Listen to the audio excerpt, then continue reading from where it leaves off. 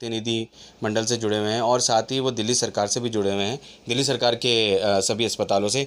Sir नमस्कार, आपका LBTI news 9 में बहुत बहुत स्वागत है। नमस्कार, बहुत बहुत धन्यवाद आपका। सर, जैसे कि त्योहारों का सीज़न चल रहा है तो क्षेत्रवासियों को क्या कहना चाहेंगे, क्या हिदायत देना चाहेंगे?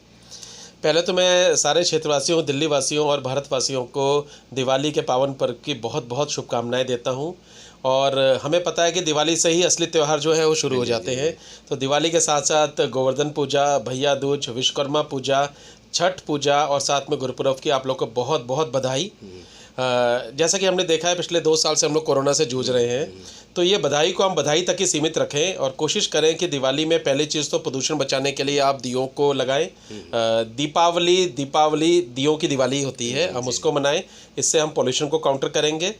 दूसरा, कोविड अभी गया नहीं है। आप देखेंगे जिस हिसाब से हलचल हो रही है सदर में और दूसरी बड़ी बड़ी मार्केट में, हमें डर है कि कहीं ऐसा ना हो कि दीपावली और त्योहारों के जोश में हम अपना होश खो बैठें और ऐसा ना हो कि वहाँ पर फिर हम कोरोना की तीसरी लहर को आमंत्रित कर दें। आपने देखा वेस्ट बंगाल और दूसरे स्टेट में केस बढ़ रहे हैं।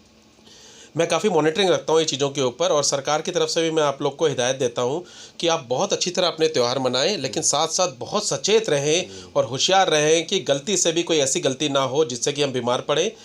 कोरोना के लिए आप मास्क यूज़ करें, साथ साथ आपको पता है कि डेंगू का बहुत ज़्यादा प्रकोप है इस समय दिल्ली में। डेंगू, चिकनगुनिया, मलेरिया, टाइफाइड, ये सब बहुत ज़्यादा ट्रॉपिकल डिसीज़ जो है, वेक्टर बॉर्न डिसीज़ चल रहे हैं। तो आप कोशिश करें कि अपने घर को भी साफ़ सुथरा रखें।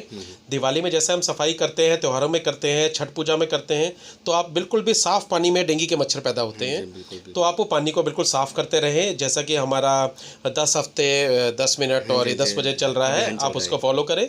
ये अभियान सिर्फ इसलिए होते हैं कि आखिरी छोर तक जनमानस तक ये चीज़ें पहुँचे और हम समझें और सोचें कि सरकार आपके लिए क्या कर रही है।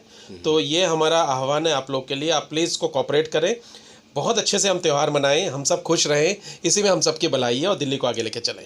सर, जैसे कि LBTI न्यूज़ 9 के माध्यम से आपने सारी जानकारी क्षेत्रवासियों को दी और सर मैं थोड़ा ये भी जानना चाहूँगा कि अभी जैसे कि रेबीज़ के टीके को लेकर भी बहुत ही लोगों के अंदर मिथ है कि दिल्ली सरकार के जैसे कई अस्पताल है जो पश्चिमी क्षेत्र के, जैसे कि दीनदयाल उपाध्याय अस्पताल या फिर अपना सुपर स्पेशलिटी अस्पताल, तो वहाँ पे क्या सर रेबीज़ का टीका आ गया है? बिल्कुल जी, अभी करीब 3 दिन पहले की बात है। मेरे एक जान पहचान के परिचित हैं, उनके बेटे को कुत्ते ने करीब 4-5 जगह काटा था रात को। तो रात को करीब 11 बजे हो गए हैं। 11 बजे भी उनको जो रेबीज़ के दोनों वेरिएंट हैं वो टीके लगे हैं। फिर अगले दिन उनको टीके लगे हैं, उनको शेड्यूल दे दिया गया है। तो मेरी नॉलेज के हिसाब से ऐसी कोई भी नहीं है, कहीं कमी नहीं है रेबीज़ के टीकों की, क्योंकि मैंने खुद देखा है और मैं खुद गया भी था। और हर दूसरे दिन